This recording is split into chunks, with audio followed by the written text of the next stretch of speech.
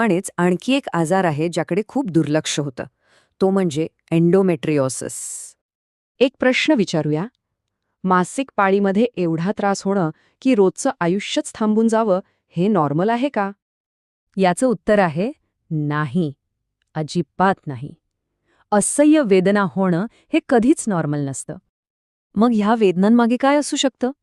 तर एंडोमेट्रियोसिस हा एक असा आजार आहे ज्यात गर्भाशयाच्या आतली त्वचा किंवा तशाच पेशी गर्भाशयाच्या बाहेर वाढायला लागतात आणि यामुळे मग आतल्यात सूज येते, वेदना होतात. पण मग सामान्य पोटदुखी आणि एंडोमेट्रियोसिसच्या वेदना यात फरक कसा ओळखायचा? तर बघा, साधे क्रॅम्प्स 1-2 दिवस असतात आणि औषधांनी बरे होतात. पण एंडोमेट्रियोसिसच्या वेदना इतक्या तीव्र असतात की त्यामुळे शाळा, कॉलेज किंवा कामावर जाणंही मुश्किल होतं. या वेदना जास्त काळ टिकतात आणि यामुळे पोट फुगण्यास